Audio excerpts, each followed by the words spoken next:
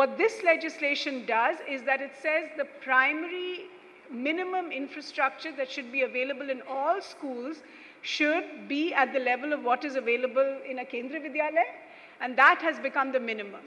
So even if you are a child studying in a remote village area, you have to get the same facilities, the same minimum facilities that a child in an urban city center gets.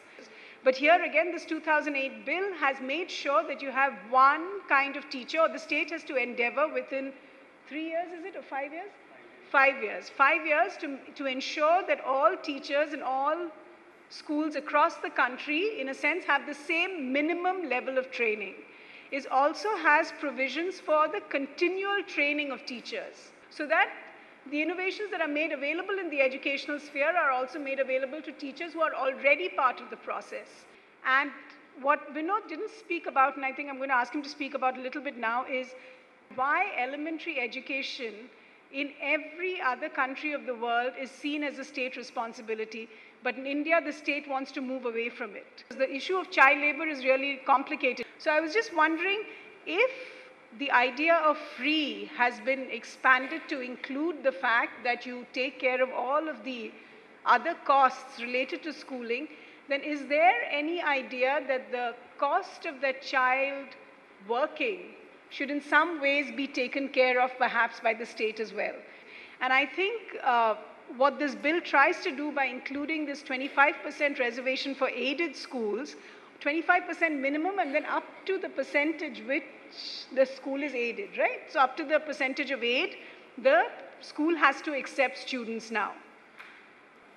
A huge problem in terms of elementary education in India, especially for poor parents trying to get their children into a better school than the government school, is the problem of unrecognized schools. And so what this 2008 legislation does is it also tries to address the problem of unrecognized schools that are coming up in different rural areas and Mufassil areas all across the country.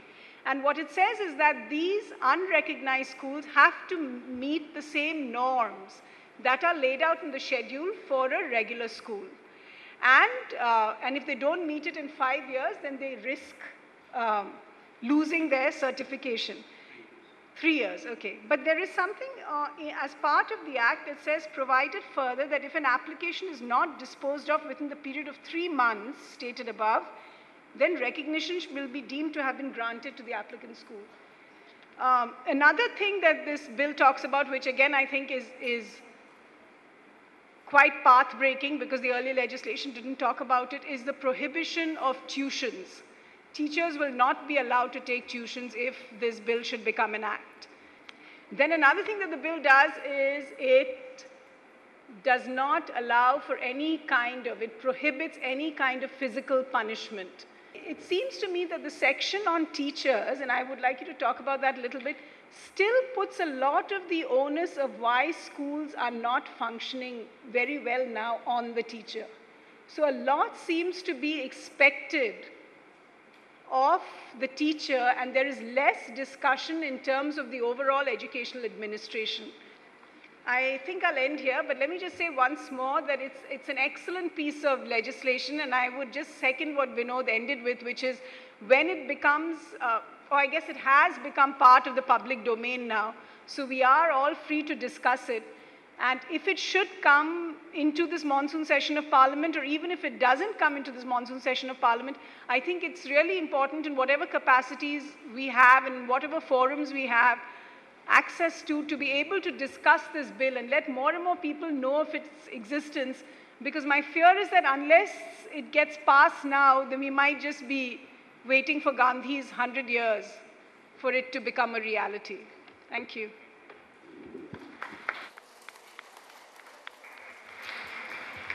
I just want to ask one question, that whatever you said about the elementary education bill, it sounds fabulous on the paper. I mean, we've all heard it. But I just want to know how much of it will actually be implemented, because in India, we know that there are villages where you can't exactly reach. They're inhospitable conditions where you have to go by boats, you have to go by buses. And in these places, these are the places where you actually need, these people need these provisions that are enshrined in the elementary education. What I have always seen is that after the formulation, implementation is like the major role where we always fail. So how are you going to tackle this? Thank you. Yeah. Hello, myself Priyanka Agarwal, MH student. I have again the same question related to implementation part. Inspections will be done to ensure the quality of education.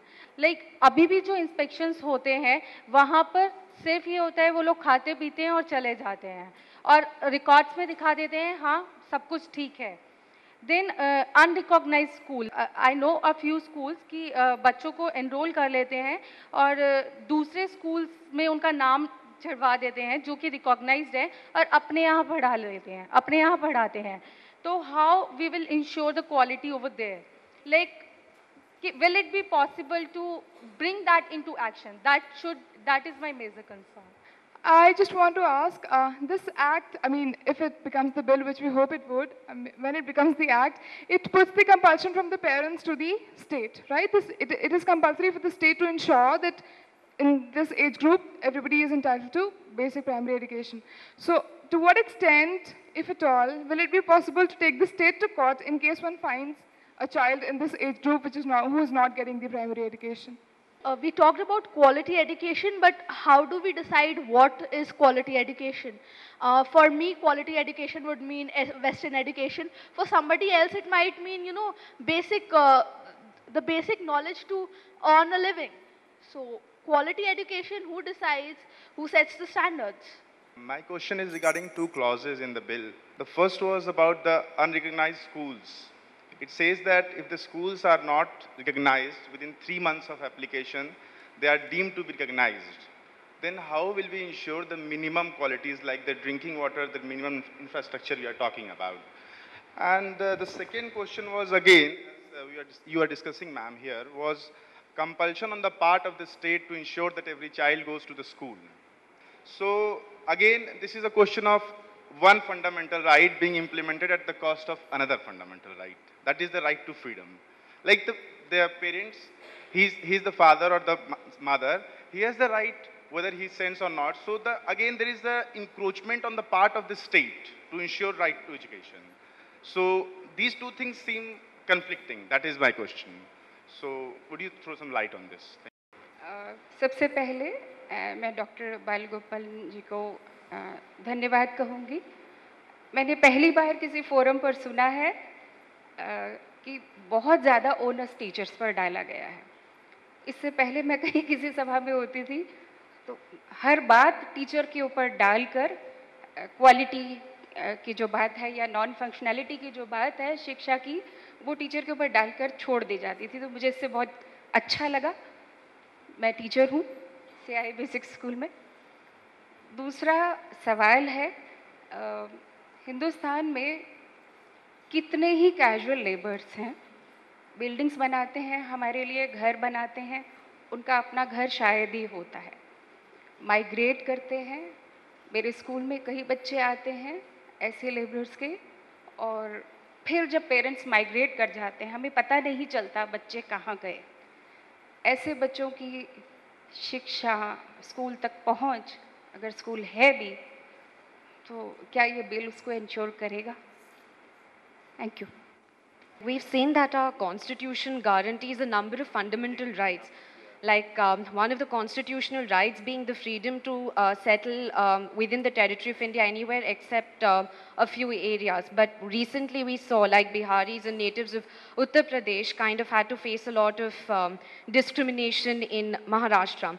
Now my question is that suppose if this bill is passed and right to education becomes a fundamental right, how different do you think would the situation be when you're talking about ground reality, considering that there is ubiquitous corruption, there is nepotism, the entire government mechanism is screwed to a great extent. Like it was just pointed out that there's so much of corruption that sometimes schools that do not have even the minimum infrastructure are kind of granted the status by the government. Bribery is rampant. So how much do you think, by making right to education, will you change things for the children when, the system in itself is in the need of dire change?